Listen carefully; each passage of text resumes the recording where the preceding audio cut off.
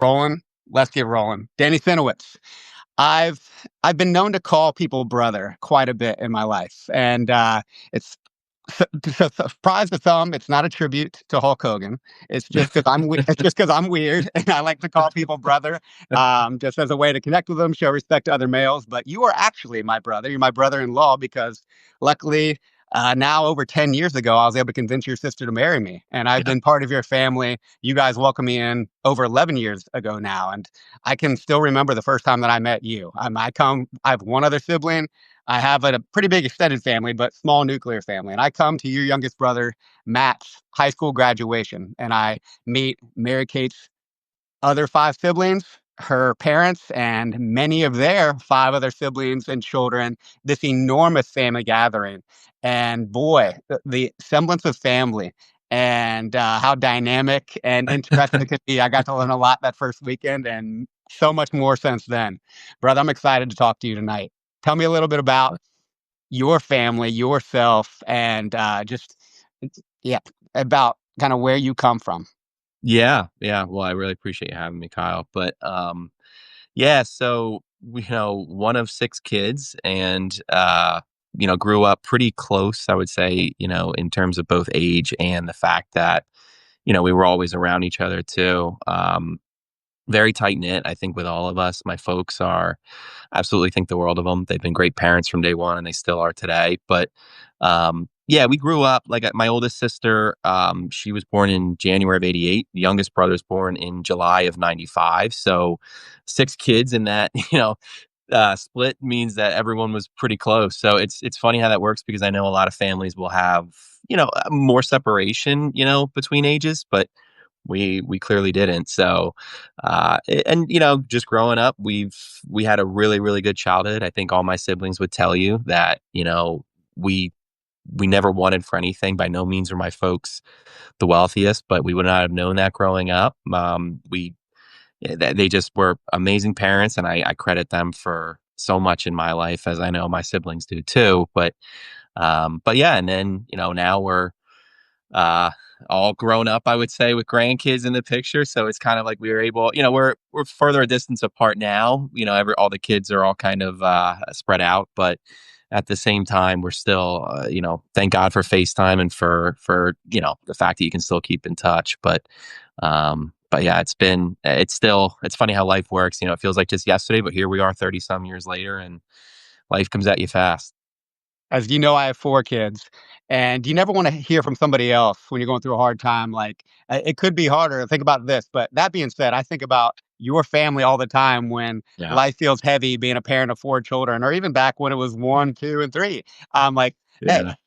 Tuna and B, they were managing 6 kids that were basically 7 days apart from one another, running around the house. I can only imagine the chaos, but, yeah, we watch those family videos from your childhood. We share Yeah. stories, and across the board, just cherished memories, fulfilled living, and it is just such a nice reminder that, without question, as we have gotten older and become adults and share a glass of wine and talk about, like, what it was like from their perspective, that they were balancing a lot of things between work and life and Yeah. family. They wouldn't change a thing, and it's just such a helpful reminder that, like, when days feel heavy, life throws you curveballs. That man, at the core of everything, how lucky are we, and Yeah. to have this kind of support system behind us. And I know I couldn't feel more fortunate to become part of that enormous family tree that you have, that is so deeply rooted and connected. You guys have taught me so much about the power of love and support. Well, thank you, and no, and I gotta give you some credit too because you did fit in pretty seamlessly. I think, I remember our first conversation and just kinda going through it with everybody together. We had you not known anybody, you would have thought you were already part of the family on the first trip, and it was just funny how it works, but it's a gauntlet. Carly, my wife, went through it too, and it was like, you gotta kind of manage the chaos of, again, six kids that are there, and then if, the kids or the grandkids are there as well, it's a lot in one setting, but again, I think we want to make sure we give everybody a fair shot for sure. And like I said, we're all still close. So knowing that this was somebody that it was a pretty big deal when you bring somebody home. So we weren't going to be too rough on them, but you gotta kind of feel it out a little bit, and but you pass the test with flying colors, and Yeah, you're for sure as much part of the family as any blood relative for sure. And yeah, it is a lot of fun. But again, I think it's something that my parents, I know that they're looking kind of at us now. I think with having extended families too, that it's the good part of life for them. And certainly, having 6 kids in that short amount of time, you get to see with 2 children right now, you have 4, it's like you give up so much and, you're not like old hobbies that you used to have just are, a thing of the past, and again, I wouldn't trade that at all. I'm not in any way complaining. I think it's for the best because I couldn't imagine life without my kids and all the things that they are doing now too, but it's definitely a challenge. I think, to be a parent, to do it right, you have a lot of things you need to be able to do, and it just never stops. But that's a good thing. You might even hear the kids tonight too. So I apologize in advance if you hear screaming and running around. But that's part of it. So Right back at you. You already know James could be pounding on that door at any moment. So we'll see. He's been pretty good when he knows I'm doing a podcast, but they know I'm yeah. talking to you, so you never know. They might want to see what's there. Right, right. Yeah. But yeah, we know there were some past boyfriend and girlfriends that did not always pass the test. Thankfully, all the ones that were able to get married did eventually. But Yeah. it's funny, like Mary Kay and I watched the show This Is Us for a while, and I'm forgetting the family name. But when you come into this family, this close knit, enormous family, you do feel like an outsider. You hear all the inside jokes. I still do to this day. I don't know all of it. Yeah. I've gotten better. I'm actually part of them now. It feels kind of cool. But Yeah. it's Yeah. funny because you guys, like, you are this literal clique, a family that is just it. Understandably, when you have a tribe that is that close knit, it's hard to break into. But it's because you are so deeply rooted in one another, and the dynamics of the different relationships that you have, based on the chronology of the age, based on Yeah. the proximity to your parents and the different phases of life. It's such an interesting thing to see, and like related to that show, and like the in-laws, and like they have their own little clique, and like sometimes Yeah. it feels like we have that too, because the Cieniewicz family is its own thing, not only in its aura, but actually in your hometown too, like just a big, well set family that is known uh, to be quite impressive across the board too. It's very funny for me. And speaking of being impressive, just before people figure out or wonder why you're probably better on the mic than I am, it's worth noting that this isn't your first time talking in public. You actually have a well established YouTube channel where you're a financial advisor, and you put out phenomenal content on helping people save or make money in the market. So I just want to bring that up now, and people are like, man, he's better than Kyle, and Kyle's doing this podcast. What the hell? So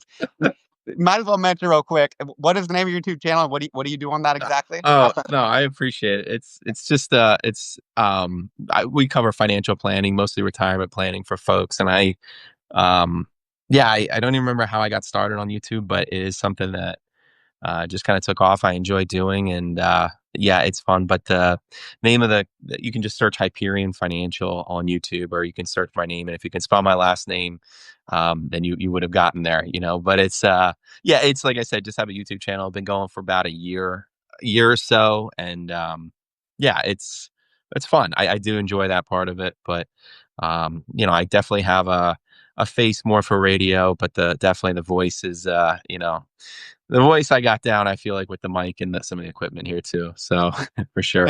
And you always give me good recommendations on how to edit my videos, or even like how to change the audio to get rid of my lisp. And I haven't taken on any of your advice yet, but as we talked about, I will one day. So all these great suggestions, I have a good resource, and I'm just not taking advantage of it. Yeah. Well, AI has come a long way, so I feel like you can sound like, you can sound great in no time. But you're doing great. No, I appreciate it all, and appreciate the shout out because it's definitely you get some. I enjoy the feedback, good and bad, and it teaches you a lot about what to improve. And but when you put yourself out there, you gotta, you can expect both good and bad, and I think it's fair. But it's part of putting yourself out there in the first place. So 100%. You have a really good modern day love story, in my opinion. And I love the quote, behind every good man is a good or great woman. yeah, And I'd like to think you and I are both good men, or at least aspiring to be good men. You sure, might have to be a little bit, but without question, you have a great woman behind you. When it comes to outkicking your coverage, I like to seriously joke that you won the Super Bowl with who you mentioned already in Carly. yeah. You don't need Tell the me. joke; it's real. Yeah, yeah, Yeah, so she did not have a hard time breaking the family. She's the golden child, even amongst the children of the family. So you you 100% struck gold when it came to her. Tell me about how you met her and the beginning of your relationship. Yeah, so I met Carly back in, it would have been November of 2016, when we first met, but we met online on Bumble. For those of you unfamiliar, it's a dating app where the woman reaches out first, and I mean, I don't want to say I wasn't on there seriously, but I didn't have any expectations of finding, my future wife there. But, um, she had lived in about maybe an hour or so away. So I don't know if, as fate would have it, but like how the settings work, we might have been like just at the very cusp of our boundaries and our saying. I'll never know that. But regardless, we had met online, so we texted at first, which is again not always the most not how I envisioned it anyway. I'm not going to in any way knock it. I mean, plenty of people have done it that way and have great stories. So it's again, everybody's story is unique. But as I got to talk to her more and more, I just found she was, really, seemed like a really good down to earth person. Seemed somebody that was, had a good sense of humor to her, and she seemed to enjoy my sense of humor, which is always kind of a coin toss. But obviously, I think she was the most beautiful girl I laid my eyes on. So we kind of really have a couple dates that went extremely well, and I knew pretty early that like I think she was going to be my wife. I didn't want to get too far ahead of myself because I think that's something that I can sometimes get into trouble doing. Um, but that being said, I remember first time that she met the family as well. It's Christmas Eve, and a couple of the siblings. I was okay, but I know a couple of siblings had a little bit more to drink than maybe normal, and it was didn't get to meet you guys, but because you would have been in Guam at the time, but she passed with flying colors, and my mother still talks about what a blessing she is to the family, and I guess she just gets along with everybody. But just, I mean, just an amazing, kind soul, and somebody that is. I think what drew me into her in several ways was I knew early on she wanted to be a mother, and she had brought that up where she had actually been seeing somebody and stopped seeing him because he had no interest in having kids. So, it wasn't just lip service, she actually meant it. And as a result, I've always wanted to be a dad. I love being an uncle. Was first an uncle to Evie, and your kids, and then Nico eventually, Annie's kid. And it's something that I it's one of my favorite titles, and I really enjoyed being an uncle, but I knew I wanted to be a dad, and I knew I wanted to have kids of my own. And so if that was in our plan, God willing, certainly that was something that I wanted to find somebody who had that as well. And, was able to find her, convince her to marry me. And again, I do agree. Without a doubt, I'll kick my coverage. So, yeah, it's something that we talk a lot about gratitude, and I find myself constantly just being thankful for her and thankful for all that she's given me and through the years. And yeah, we're going on being married 6 years in a couple of weeks is our official. We got married in October of 19, but yeah, we're been dating quote unquote since November of 16. So known each other for 9 years, and it's been the best 9 years of my life. Beautiful. And we can celebrate next weekend when I see you. That's And right. I Yeah. love the metaphor that physically she was at the boundary of what they would allow in Bumble because she's kind of at the boundary of the type of person that you could actually Yeah. be in the arena I with and think convince to so. go on a date with you. For sure. I Yeah. remember hearing from your family after they met her, and you mentioned she's beautiful, and physically she is a beautiful woman. Um, she surpasses her beauty through her character and her personality in every way, which is wild because she is, as we've talked about, a saintly person. She's one of those people Yeah. that if someone had a problem with her, I would know immediately that this is not a credible person. This is not a person that I Yes. trust or of character. That you have those people in your Great. life. You're not one of them. I understand why some people don't like you, and that's not. And same with me. Yeah. Yeah. Nothing to No. knock us, but True. yeah, for sure. Carly, Totally. Yes. Yeah. all stop. That would Yeah. be a problem. And Yeah. do you think when she came home that weekend, that was when your youngest brother fell in love with her too, or was that down the line? Yeah. Man, if anything, I feel like that was I always got to keep one eye open with him around. He's he knew it too, but no, he loves her. I mean, and she loved him. It was funny because he would have been one of the last ones still home. So uh he got to build a great relationship with her too. But we do like to joke that he if anything ever happened to me, just just watch. That that's me just demonstrating I'm part of inside jokes now because you have so many. So like this was one that I'm actually good to be a part of. So I want Yes. to voice it. Yes. But no, like it's funny because Yeah. Carly, she's a blessing for you, but in many ways for brothers of yours, she can be a curse because there's not a lot of Carlys in the world, but she Yeah. sets this standard that it probably feels impossible to meet. Like when it comes to like, man, this is the ideal. And if I'm a brother of yours, I'm like, man, I gotta go try to find a Carly, and that's going to be a heavy lift because Yeah. again, it's just she is just a wonderful person inside and out, but good Yeah. problems to have for Yeah, no, it is, it's funny you say that just because it's one of those things that, you mentioned it being kind of a blessing and a curse, but, I would also say too, like, in today's day age, dating is hard. Like, it's one of those things where, I mean, you don't wanna settle, but you also don't wanna be like, I'm only gonna marry Prince Charming or Princess Charming, whatever, like that. If you get too selective, that can also be a problem. So you gotta understand people will have flaws. Now, my wife, admittedly, does not have many. I'm not just saying that, but, like, she really I doesn't have many flaws that, like, agree.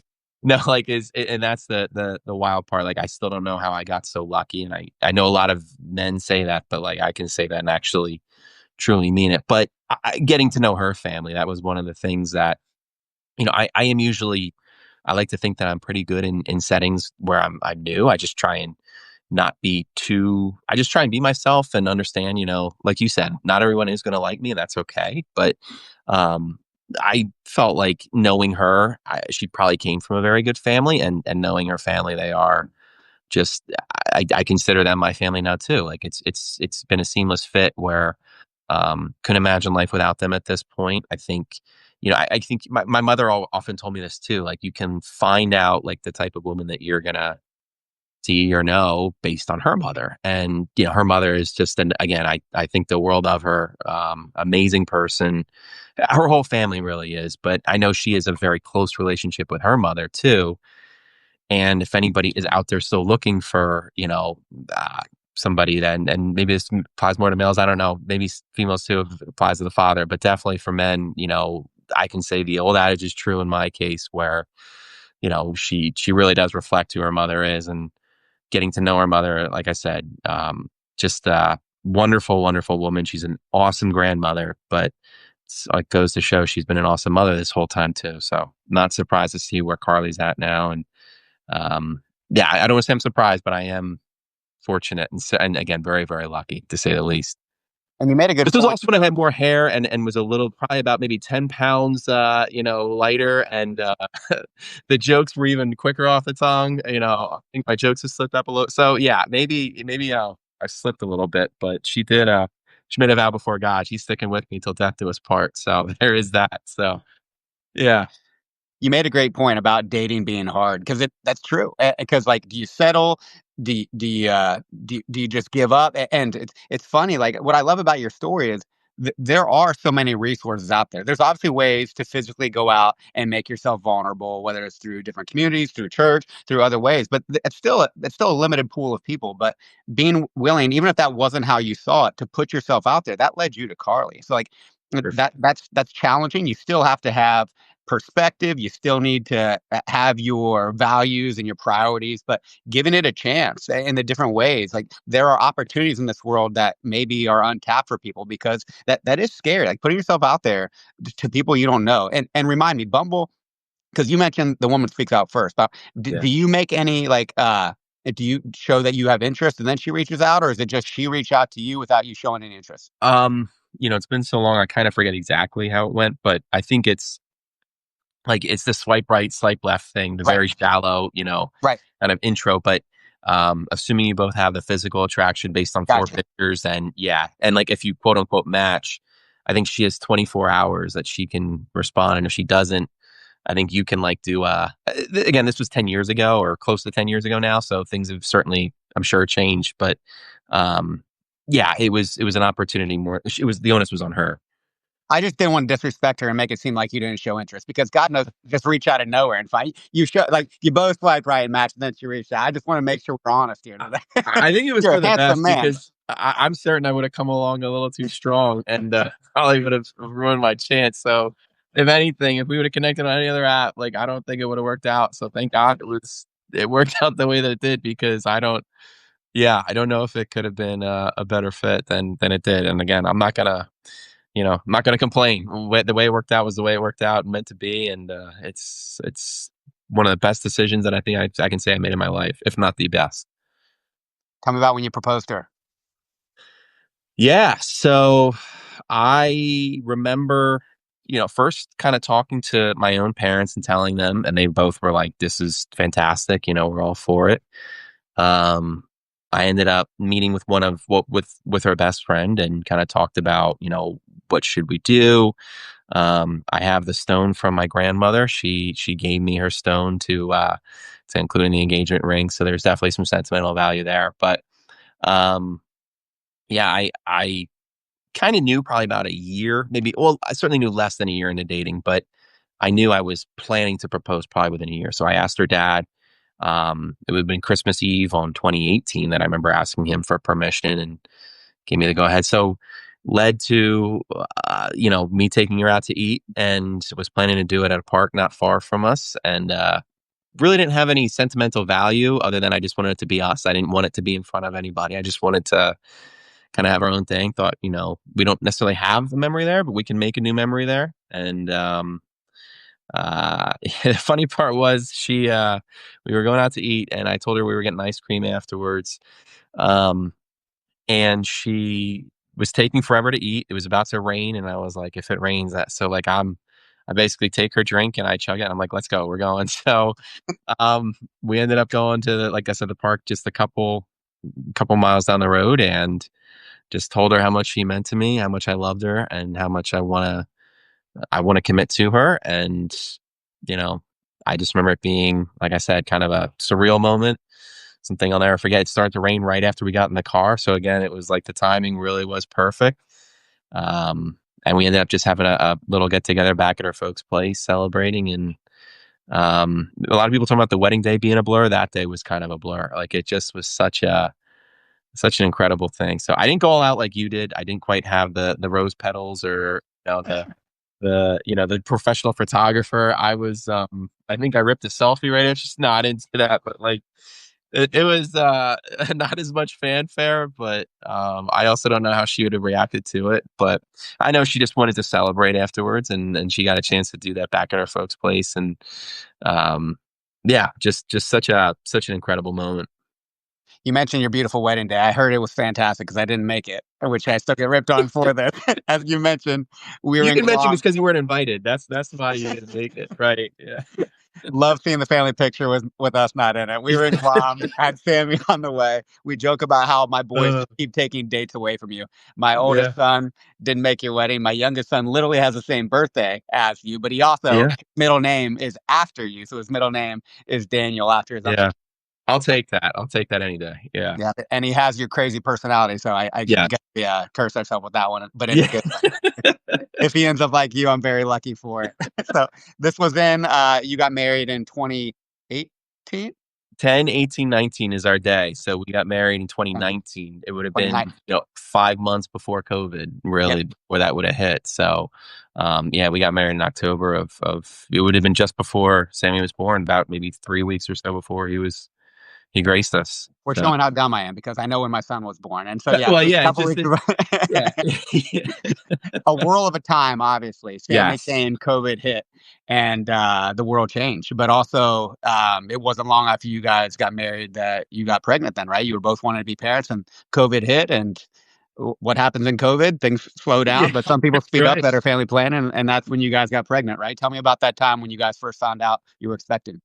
Yeah, so we got married, yeah, October of 19, and we actually hadn't we planned our honeymoon, to go to Hawaii to visit our uncle's place out there it would have been in April of 2020. So, I remember like it was yesterday. I was like on the phone with my wife, and I said to her, I was like, we got to get these plane tickets now. They are rock bottom low. This is going to pass over. It's a nothing burger. Book the tickets. It'll be great. And as soon as I get off the phone with her, my uncle calls and he's like, I really think you should cancel. And he's like, it's this is going to be worse than you think. And so it was his call because we were renting out his place. So I was bummed out, but I was like, maybe it'll be for the best. We can always reschedule. So I think, kind of keeping that in mind, like we didn't know when this was going to end. If you remember back in that time, you thought, is this going to be a couple of weeks? Is this going to be a month? Is it going to be a year and a half, whatever it ended up being? And I think that part was also just a challenge because we had just gotten married and it's like this life really does change dramatically. So, I mean, we were fine. It didn't so much affect us. We, could still do things, albeit, in a modified kind of way, but we didn't have the honeymoon. So we said, well, we'll just honeymoon in Lidditz where we live, and Lidditz, Pennsylvania. So yeah, we ended up getting pregnant. I guess it would be, summertime. I don't remember exactly when the news would have broken, but that was, she took the pregnancy test with one of her best friends. We kind of knew. We certainly weren't doing anything to prevent the pregnancy, and um, man, that was talk about a blur of a day too. She called me and was like, I'm pregnant." Like she was so taken back. We didn't do it together, which it was meant to be that way, but she just couldn't wait, and I don't blame her because I'm the same way. Like if it would have been me that would have been able to determine it, I'm sure I would have done the same thing. I just remember sitting down and just started crying. It was like the best day of my life to that point. Um, yeah, and that was something that, for both of us, it was, I don't want to say it wasn't expected. Obviously it was, but it's still such a surreal moment. You never forget, when that day comes. And I'll never forget any of the days that, we found out we were pregnant, but that one in particular has a special place in my heart for many reasons. But being the first one, it's just like, whoa, life's about to get very, very real in less than a year. And, it was incredible. Yeah, Mary Kate, I don't know if she's still listening or not. She's the memory of the couple, as you know, and she remembers dates very well. So Yeah. you met COVID. So we come back from Guam. Well, first we go on a vacation in Hawaii, and then we're in San Diego with your family hanging out. And I leave Mary Kate and the kids there, and they go back to Pennsylvania. I go back to Guam, and you may remember I get stuck in Guam because that's when the Yep. Ohio hit, no Yep. more travel. And so, as you mentioned, I was told initially, and this is in March. Into March that I might not see my family again until earliest June, July. And so that was terrifying. Was Yeah. able to get some waivers at some higher levels, come home, but it was such a cool time because I checked into my command, but it was shut down, especially for the role that I play. So we lived, as you know, with your parents. And Yeah. I mean, Evie knew Uncle Danny already, and Sammy's a baby. But so they already loved you, but they got to really get close with your parents at that time and you. So like it was such a blessing in many ways, that crazy time, because for all the time that we had spent in Guam, now you could spend a lot of time with my children. And I can't remember if we had moved down to Maryland at that point or not, which funny story. We won't share the story of how you christened my house that weekend in more ways than one. You helped me move it. That was a fun weekend in of itself. Um, but I remember when you guys are finding out how stoked we were in the Yeah. summertime. And like you said, life comes fast and it gets real. And then, of course, we're planning Christmas, and a lot of things transpired from summertime toward Christmas. Yeah. Yeah. Yeah. Yeah. It was, I definitely remember man, like Mary Kate getting home, and I kind of, it wasn't the first time that I can't remember if it was the first time or not, but I remember seeing her for the first time in God knows how long in person, and she is crying because she thinks you're going to be stranded for however long, indefinitely, which is a scary, scary thought. And from obviously so many reasons, knowing that now, like if I was in that position and I was with Carly, I assume she had the same feeling. But I'm really glad that it worked out the way that it did, that you guys could come back. And yeah, and it was COVID. 2020 was just such a volatile time for so many reasons. And I think that part though, having being pregnant during that time didn't really, as crazy as the world was, as much as we dealt with both the pandemic, the riots, the things that are happening, in that period of time, like despite all that, like it never really dawned on us that we were like afraid to bring a child in this world. It was still a joyous thing. But yeah, between certainly in the summertime, as things were gearing up, it was looking good. And then, obviously I think in terms of some of the things that took place then in December, just prior to Christmas, is when we had our loss. And it would have been 27 weeks that we lost Lucas. And that part, I think everything was compounded, like everything you're going through COVID, you're going through all the different things you're going with, but like that part kind of took a back seat. Like I never would have even known when when the loss became real. And that was something that, uh, for the first time in both of our lives, for Carly and myself, like you talk about dealing with adversity. Like, yeah, everyone deals with adversity in some respects in their life, but like that was something that neither of us were prepared for. It wasn't something that either of us had ever pondered could be a thing that would happen. And sure enough, it happened to us. So that part was definitely, right before Christmas. It made it difficult for sure. Yeah, and we've talked. It's funny because you and I have talked about this, obviously, but not at length. And Yeah. uh, talking about loss, particularly loss of children, whenever they pass, miscarriage, first trimester, second trimester, third trimester, after they're born. In my experience, is not something men talk about too much and like reflect on Yeah. the details and how it impacted them.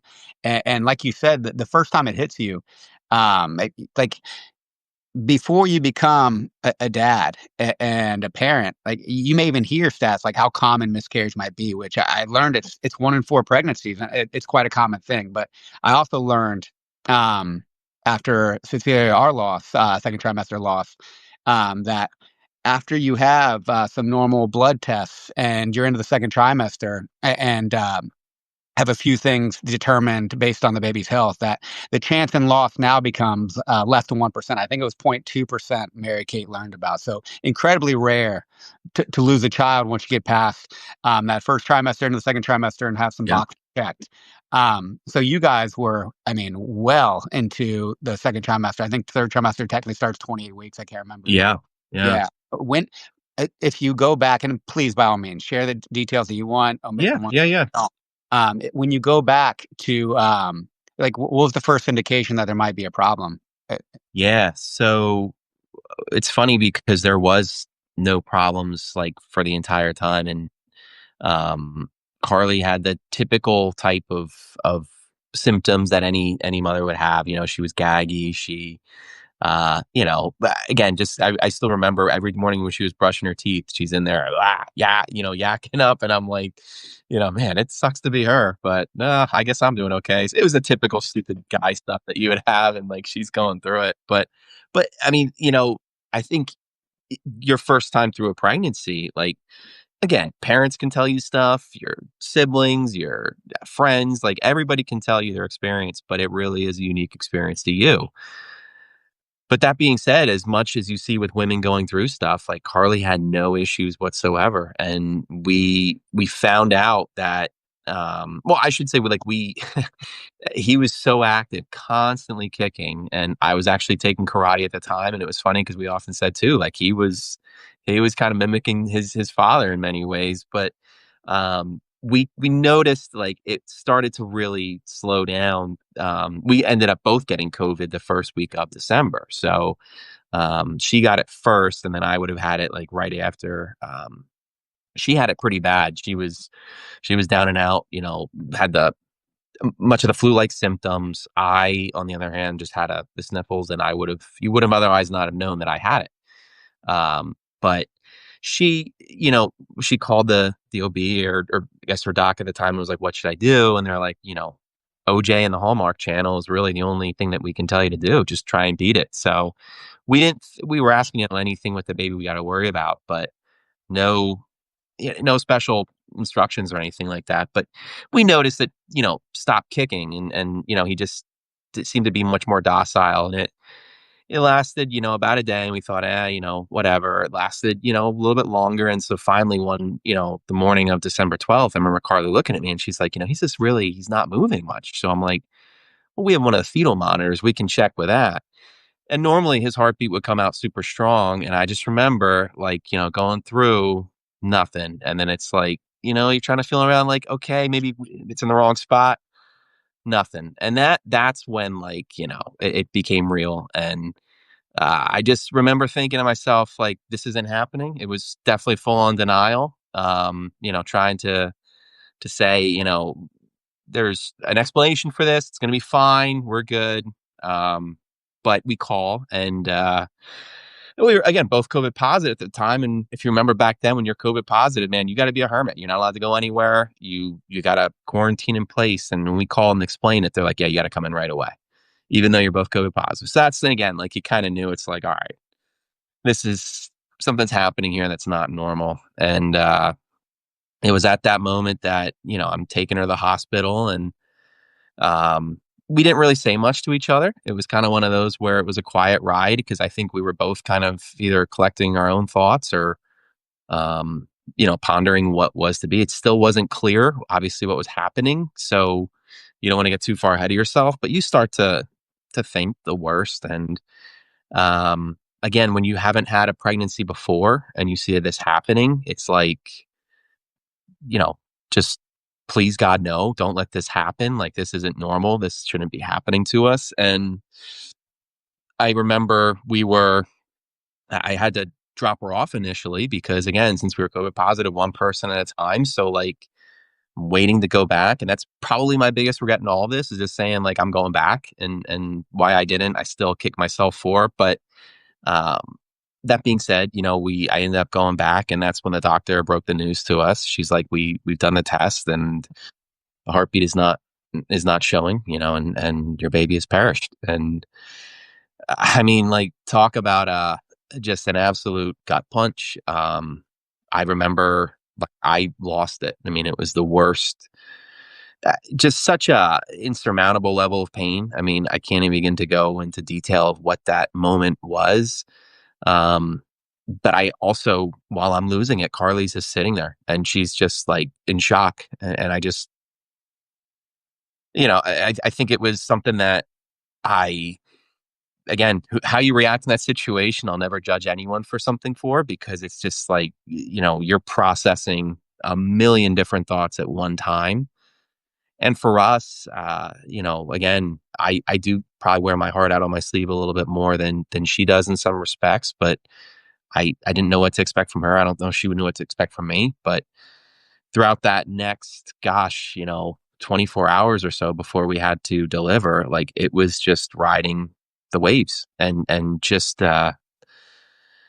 something that, again, that period of time was really, really difficult, of like the 24 hours that was in there. And it's just something that I'll never forget, and I think there's things in that moment that, like, you talk about the lowest of lows, and then you kind of get up a little bit on a high, and then you go right back down low. And um yeah, a really, really difficult situation that anybody that's gone through, like you said, any type of loss, 27 weeks, 38 weeks, 10 weeks, it doesn't seem to really matter. Like, but that was, like you said, once you reach a certain point in the pregnancy, you don't expect that to happen. And we were kind of there too. Like, this isn't normal. This isn't happening. It's not real, but it was real.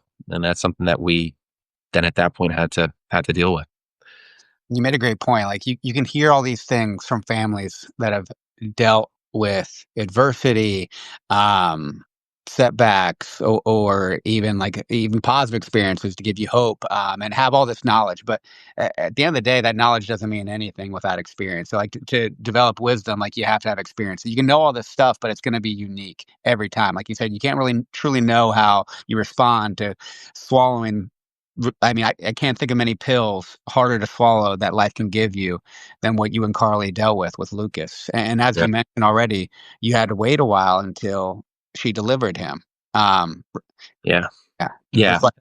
That part was like, again, you don't know what to expect. You just think to yourself, like, well, what now? Like, do you, like, do we deliver? Does he naturally pass? Like, you're literally like, I didn't know what to expect at a normal pregnancy, like a one that would come out, a viable child, let alone, one that's stillborn. So, um, it's kind of like, you're immediately like, I want to, you know, obviously tell people, I want to make people aware. I want to hold my wife. I want to, know what to do. Like all these different things are running through your head. And, um, again, it's also like I don't I also didn't wanna do anything to some respects, like, you just wanna curl up in a ball and do nothing, like, you're literally processing everything all at once where even though you kind of, again, knew something was wrong, I never would have really thought it was this until after we did the fetal monitor, and then it's like, "Okay,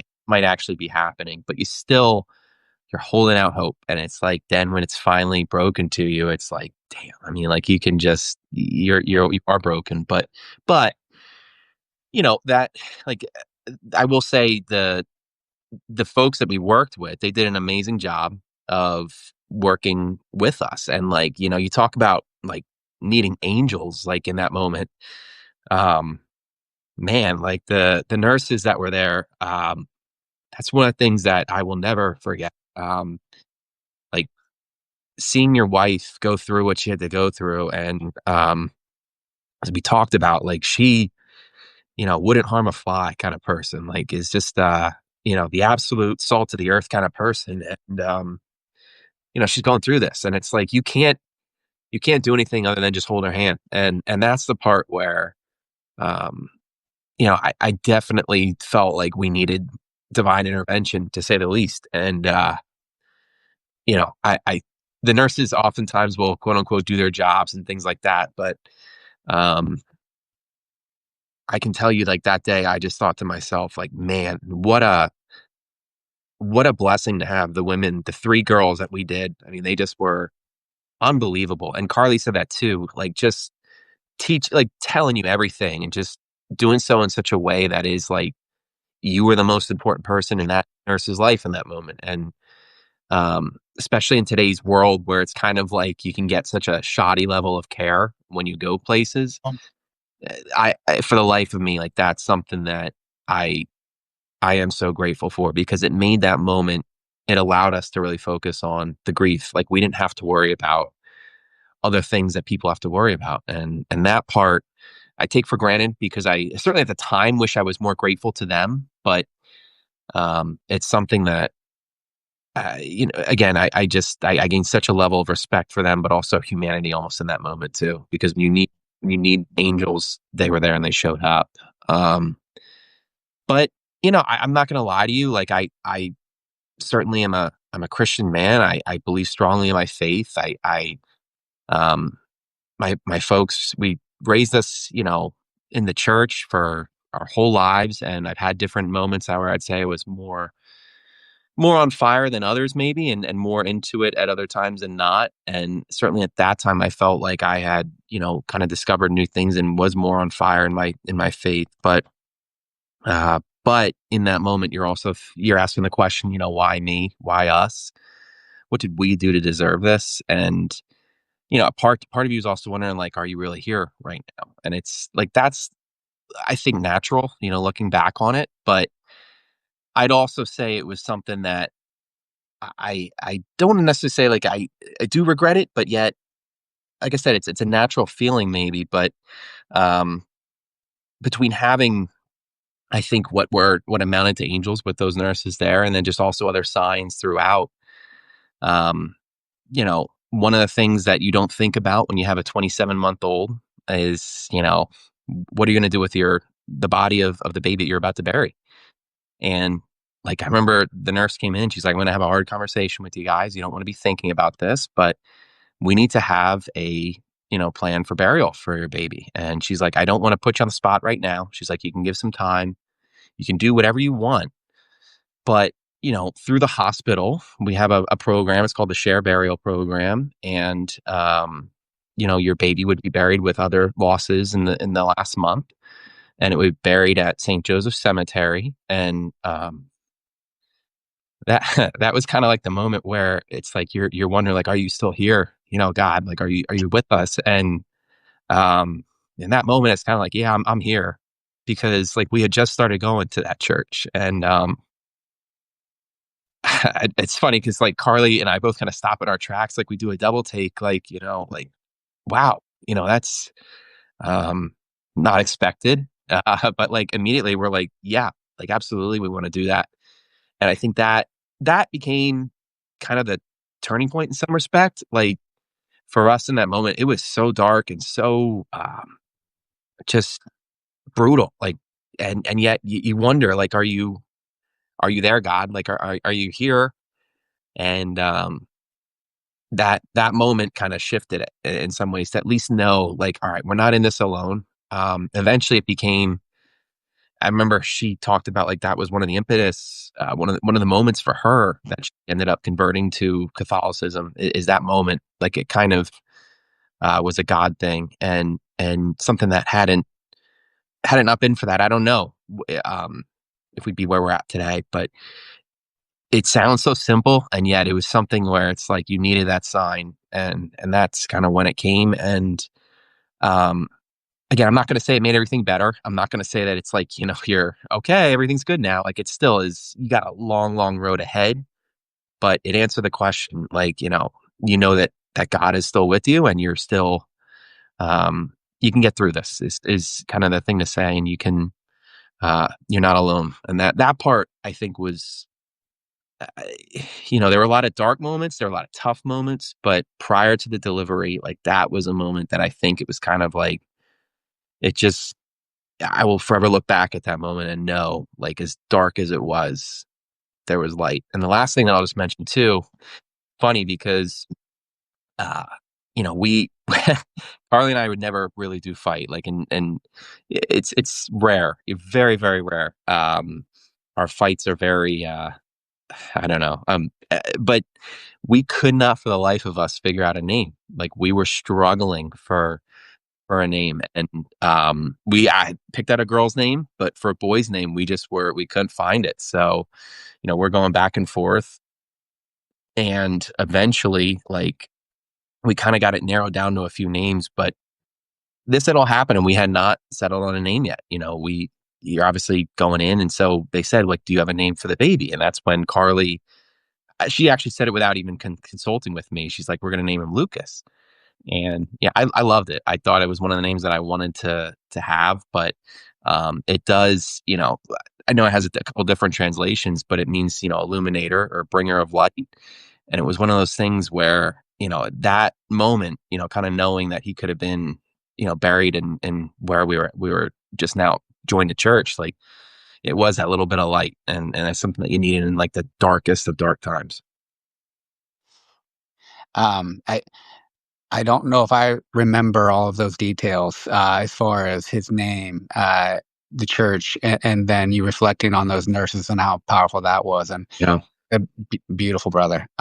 Thank you. And as you mentioned, the technical skills are of course important in medicine and any profession, but that connection piece, no matter what you do and how you connect with people, when you show up and you are there for that person in your respective capacity, I mean, that can change someone's outlook, that can give them signs, that can help them find light in the ultimate darkness. That is just beyond powerful. Thank you for sharing that.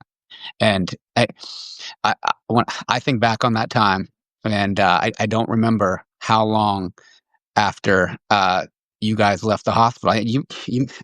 I don't know when you called me and Mary Kate. Hmm. I remember the day. I remember as far as like the moment sitting in bed with Mary Kate and talking to you. It was shortly after, and again, and talking to you, there's pivotal moments in your life where like you get to see a lot about somebody. And again, there's no wrong way to grieve. There's no wrong way to find out bad news. There's just these moments that are core memories. And that is one for me. Um, because we knew how devastating this was. And we're talking to you. And the the regulation that you had, the clarity that you had, the strength that you demonstrated, it was almost like you were helping us rather than us checking in on you.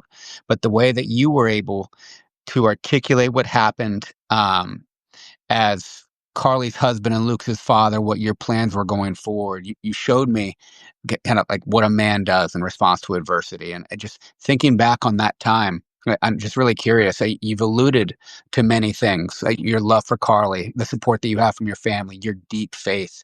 When you think back on what you drew on to show up in the ways that you could pull out of yourself after Luke has passed, where did that come from? Yeah, I would say it came from a number of different sources. Again, first and foremost, from my own faith and from God. I mean, I think I don't know how you can get through anything without that, without God, without the knowing that He is with you. I think, um, I, reflecting on it maybe later. This I didn't know this, or I didn't maybe have this at the time, but it's definitely true. Like, um, I again, we still kind of wondered in some respects, like, why us? Why did this happen to us? Like, what did we do to deserve this kind of thing? And I think a lot of people battle that in many different respects. For again, it could be something that's self inflicted that you blame God for, you blame, whatever. But I just remember hearing, God does not need us, but we need God. And therefore, it's almost like everything is a gift, when you think about that. Like, if I were not here, like it wouldn't have any impact on God, quote unquote, but it would have an impact on like I'm only here because of God. Like that's it.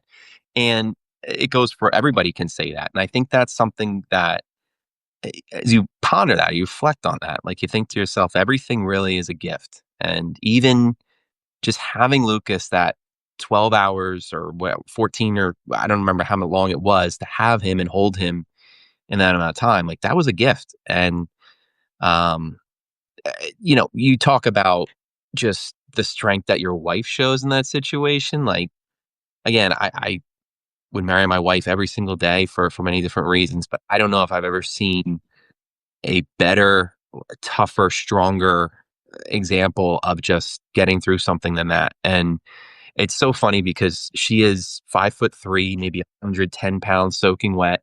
Like you talk about just a petite, sweet, loving girl. Like just no, but like I saw a level of toughness in her that weekend that I didn't know existed. So, um, seeing her gave me a new level of strength. And I think I also kind of knew like if we can get through something like this, we can get through anything, but you still got to get through it. Like as brutal as that weekend was, it doesn't end at that weekend. Like it's so I mean, like beyond just a 24-hour, 48-hour thing. So you have to rely on family. And that's the one thing that we've alluded to in the very beginning. We both have really, really amazing families. And um they gave us the space, but also let us know that we were there, that they were there. So having that and being able to talk about it, because I am a talker. I'm not one that typically shuts down when things happen. I need to be able to talk. And having that with you, having that with Mary Kate, having that with all of my siblings, for that matter, with my parents, with her family. Um, some people don't want to talk about it, and I get that. That's fair, um, but I think we do. And again, speaking for myself, I don't know if Carly does as much, but that's also why I appreciate you kind of talking about this today too, because it's like I never opened up maybe to this extent with anybody, but it is such a hard thing to go through, losing a child again at any level, but being able to discuss it and kind of work through it and just it sounds cliche, but just hearing people say, it's going to be all right, it's going to be okay. That part, you hear that enough, and you kind of start to believe that too. And I think that's what helped us get through much of it too. Is just knowing that you have a family that loves you, and that is between those things, just seeing my wife's example, seeing her toughness, seeing her love for her child in that moment. Like, you also, after he was delivered, it was almost like you see this little 2-pound baby, he's 14 inches long, 2 pounds. And, at 27 weeks, he's not fully developed, but you can clearly tell this is a baby. And it's like, you can see his eyes, you can see his nose, ears, his little mouth, his tiny little features. And Yeah, at first, it was almost like this is gonna sound terrible, and I hate admitting it, but it's almost like at first I didn't wanna hold him. I was like, I was, I just I don't know. I'm not it certainly wasn't his fault, but after, like, you keep staring at him and looking at him, it's just like that 12 hours that we had with him was just, man, like, you know, it was hard kinda forcing a smile holding him, but I'm glad we did because we had those pictures to look back on, but, um, like I said, it was a gift. I mean, to have him for that period of time, saying goodbye to him was, man, as hard as, finding out we lost him in the first place, but, um and then, burial process, like, there's a lot of different things that are really, really hard going through it all, um but just knowing, like, again, it was a gift in the first place to have him, um, that perspective was shared, like I said, in the priest homily that we ended up hearing, and I look back at that and just know, you know, with it all, like, so much good came out of despite the horror, despite you know, the downsides of everything with the beauty of it. That part is still alive and it's still showing itself to today too. As I mentioned, the strength that you demonstrated on that phone call with us was also paired with vulnerability, like you're doing for everyone tonight.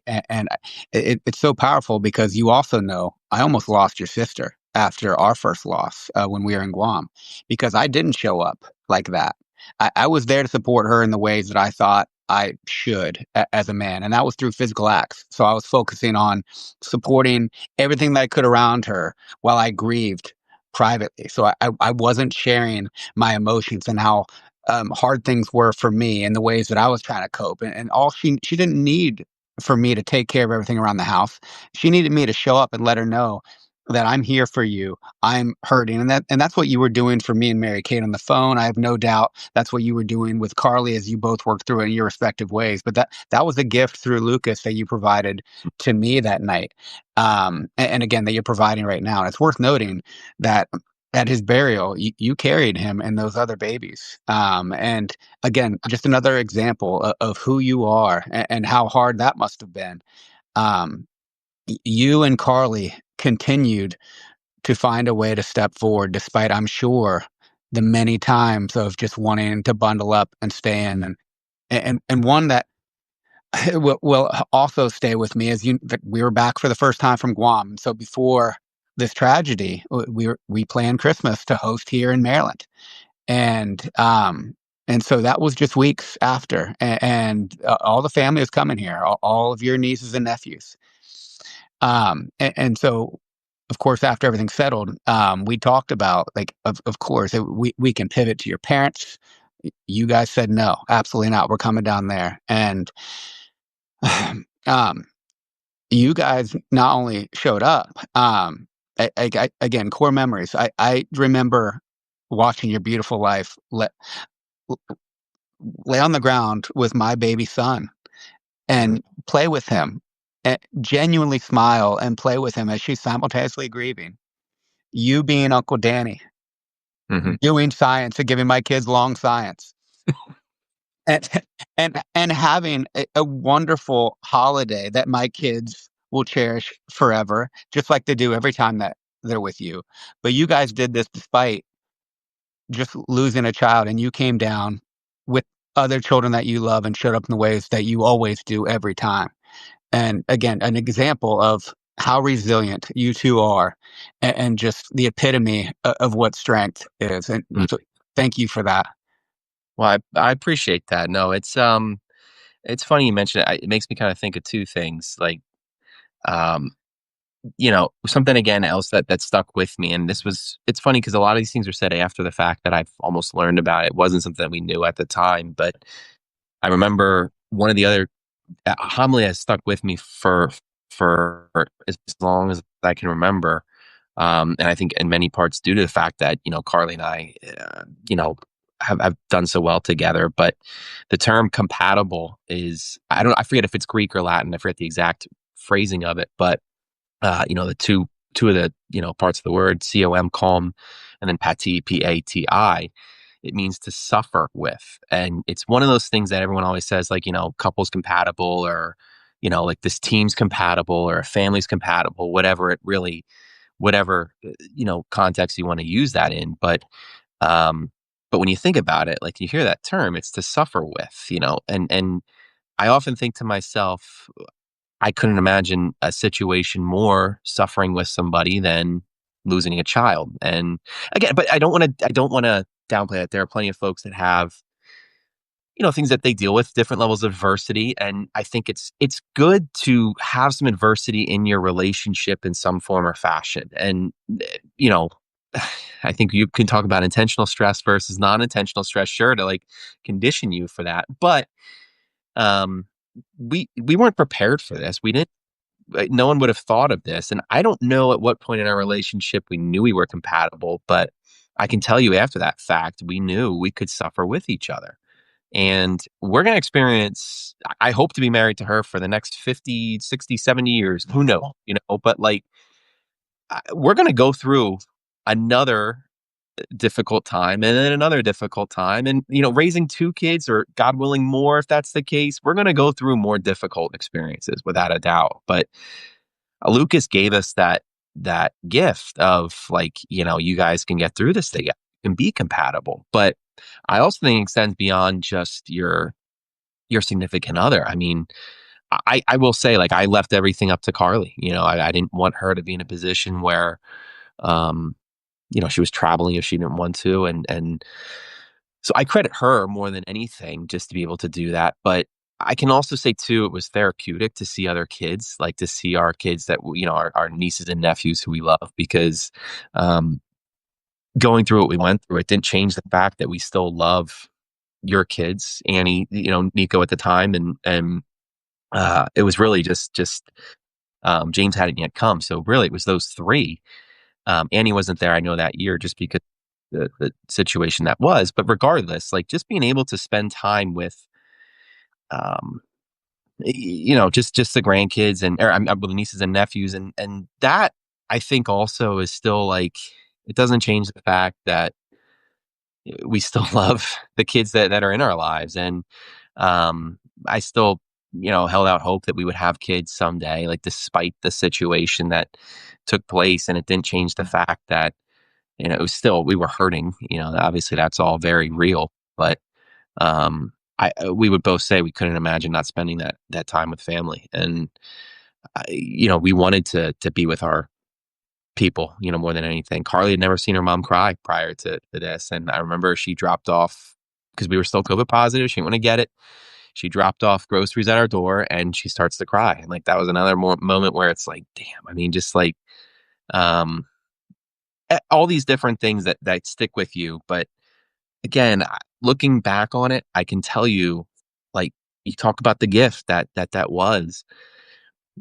It just taught me so much about her, and given, I think it's given us the resilience that we need to get through most anything. But at the same time, grieve your child, and know that he has. He was with us. He was very much and is very much a part of our family, and we do our best to honor his memory and live with him each and every single day still, despite the fact that he's on a greener pastures. I think about him every day and the example set through you two from him. He changed my life, and he will stay a part of me every day. And I'm honored to be one of your people, and Yeah. even more so one of Carly's people. And you mentioned that like beautiful. I don't know if I had heard that before about compatible, but to be Hmm. able to suffer together, that is powerful. Yeah. And you mentioned it. You have had to suffer together more since then, because your next pregnancy also ended in miscarriage, correct? It did, and in some ways that was almost, like, that's you talk about, again, questioning things, like, when that happened again, it was like, "Why is this happening?" What is the reasoning for this? And again, it was not of our doing. It's many of these things happen to other people. So we certainly met with doctors that kind of told us this is what's happening, and they did say, like, your two losses don't represent anything than just really, really, really bad luck. There's nothing you could have done differently. You're not showing any signs. Neither of you are showing signs where you can't, or not just conceive, but carry a baby to term. And um, that certainly as tough as that may have been, you got to do your best to stay resilient and understand that despite it all, it's still this is still sometimes the way that it works. And my own folks, they dealt with fertility issues of miscarriages and different things like that. And I just remember my mom always telling me, she's like, if I could trade places with you, I would. And I just remember thinking to myself, well, you were there, like you and dad were there, and just their own example kind of gave us, I think, a sense of like it's gonna this does happen. And not to try and sound or minimize it, like each loss is felt in its own unique way, but um again, it didn't we still very badly wanted to be parents. Like that didn't nothing, despite everything that happened, changed. Like my lovely beautiful wife still wanted to be a mother, and we knew that if the docs are telling us everything, that it's going to be okay, and if it's in God's will that we are to have a child, then we need to do our part. I think it's there's going to be an opportunity that we have, but if it doesn't work out, it wasn't going to change how I viewed my wife or how much I loved her. I'm glad you brought up your parents because I think about that often too, through some of our trials. I mean, they tried to have children for as long as they were able to have children. So you mentioned there's six of you over the course of 8 years. Yeah, I don't remember the time period that they tried, but it was, I mean, more than 5 years that they tried unsuccessfully to have children. I think longer than that, if I recall. So they yeah, endured and continued to try because what they knew they wanted. And yeah. for what reason it took that long.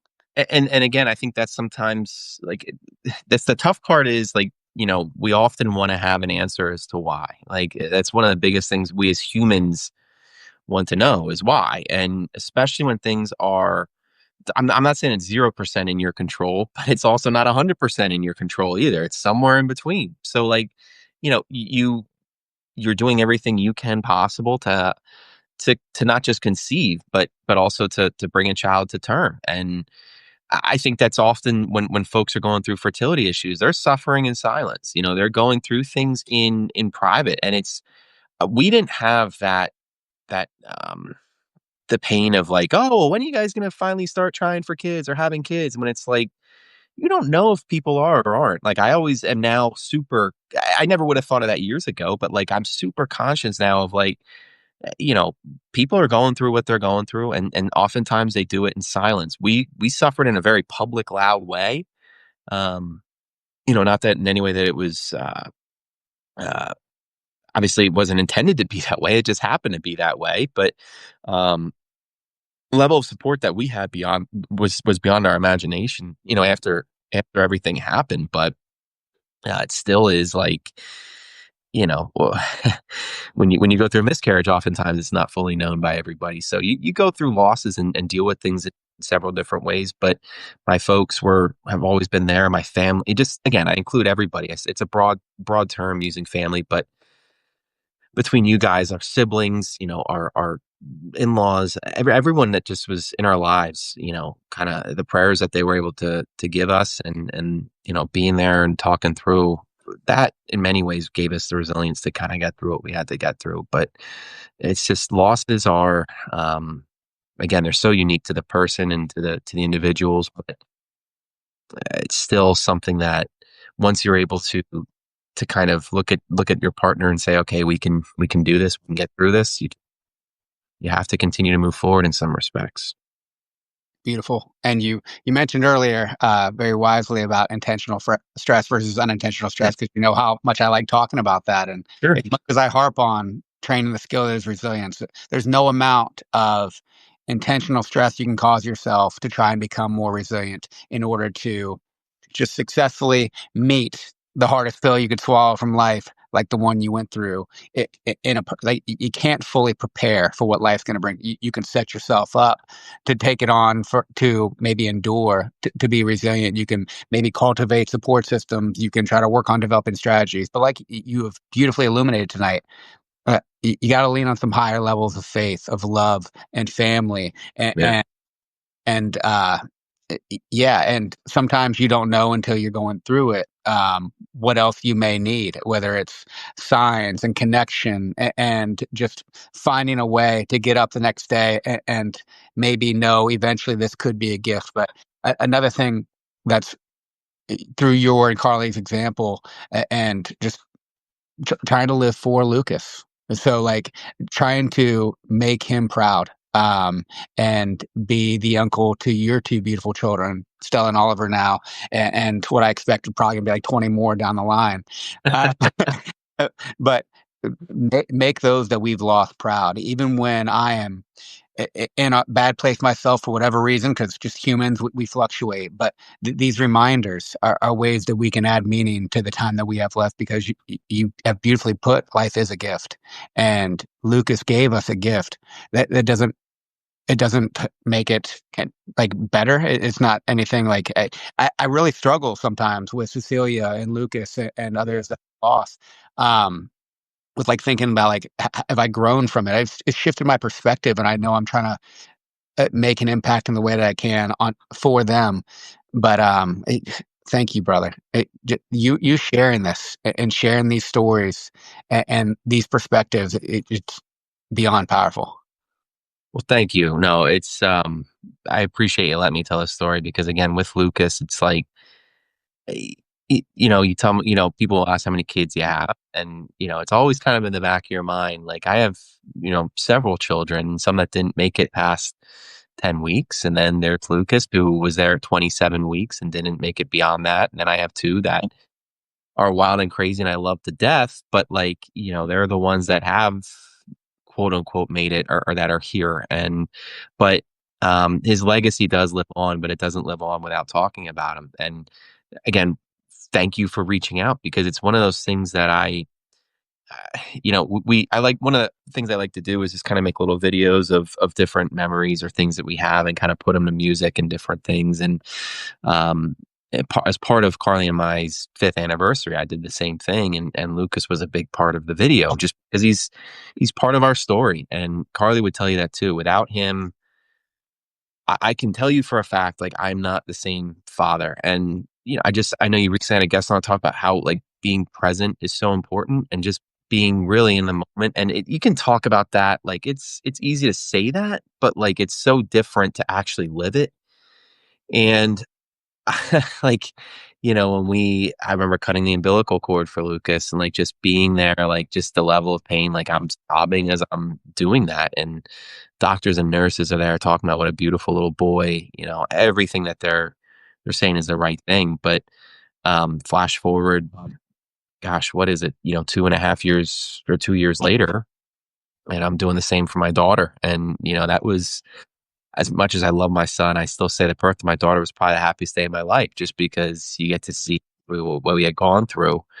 Um, you know, I'll put my son's birth like 1A, I guess. It's right there too. But it seeing a healthy baby come out, I don't know. I don't think I would have been fully as present or even in the moment or just as appreciative or as gracious and everything that happened. But again, I was given that by my firstborn, and Carly and I were given that by our firstborn. Like Lucas gave that to us, and again, I definitely coincidence, but for his name to mean bringer of the light, illuminator, like, it gives you that perspective. And for us, it was our first. For Cecilia, it was not your first. You're talking. I know you guys had struggles of bringing again life into this world in that time, but it again, I think the gift that she gave us, like, just I, I don't know if it's an appreciating thing of it makes you appreciate your kids more. I think to some degree it does. Again, it depends on maybe the order and it happens and when it does, but their legacy, it can still be made so much more whole if you let it. And I think that's something too that I've um I've been blessed with. Carly and I have been blessed with, and we still talk about Lucas. We talk about Cecilia. We talk about all these babies that just didn't make it. And um, the loss that it has on the parents, it's an opportunity, I think, for people to really reflect, but also, grieve and do the types of things that they need to do, but also understand if you let it that it can be a gift if you just, it's not always clear, and it may sound crazy to say that, but um, we didn't deserve that child in the first place. You know, it wasn't a gift from, if it wasn't from God, and yet he came, and in the way he did, he's with his heavenly father before he ever got to be with me, and, you know, his earthly father. And that's something that, again, I know I can take solace in and be okay with. We can't write our stories going forward, but we can definitely write our story from what's happened in our past. And tonight you've shown how you can take a tragedy and make it into an opportunity in your life because you are a present father, you are a present uncle. Like that's for sure one of the many skills that you possess is when someone's with you, whether it is a child, a brother-in-law, your parents, your friends, you are a present person. And yeah, the love that you emanate, it comes from multiple sources, and clearly Lucas is one of them. And Mm, I love what you mentioned when people ask how many children you have. And mm, obviously, based on the person where they're coming from, you're not going to give them that long answer. right. I Exactly. will intentionally in presentations when it's about resilience or something talk about Yeah. the fact that I have 7 children, just 4 of them are alive today. And that it's not it's not easy, but it's also not necessarily a bad thing. Mm, And reflecting on death and those that aren't with us can add the power to what we have and the gift that is this life. And absolutely agree. like you said, like sharing that story and making that story what we tell ourselves the stories that we decide to tell ourselves, and whether it's productive or not for you, ultimately that can also change over time because I wasn't singing this kind of song the day after Cecilia's death or the day after Luke's death. I mean, actually, you changed me after Luke's death and changed how I even was able to be present in the same way over the holidays because of the strength and vulnerability that you demonstrated. Mm, Again, brother, you know I love you to the bottom of my soul, but you being willing to share this story in public, it, it's powerful. It's something that men and women, but in my opinion, as a man, like talking about these things when you're ready, in the way that you're able, you can change your narrative and you can add meaning and power to your life through how you tell that story. And I appreciate you sharing yours tonight. thank you. I know this wasn't an easy conversation for you either, and you know, I can say for sure you've been a rock solid, you know, foundational piece of somebody that I can go to and talk to in a situation like this. And um, you are also a great example with your family of how to be a father, of how to be a husband. And you know, I love you. Thank you for giving me this opportunity. And I know Carly feels the same way. You know, to be able to talk about Lucas, talk about our losses that we've, you know, the ones that have gone before us, but yet are still very much with us. If we don't talk about them, then I don't know what's the point, right? You know, I think it's just being able to get through it, and hopefully, I think somebody can glean, you know, a thing or two from this. But more importantly, I just think it's making sure that the legacy does live on. And again, with your platform, talking about the things that you do, I'm just honored to be a part of it, and I really appreciate you having me on and sharing my story. I love you too, brother. I can't wait to see you in a week. Sounds great, my man. Thank you. Talk soon. You got it. Bye, man.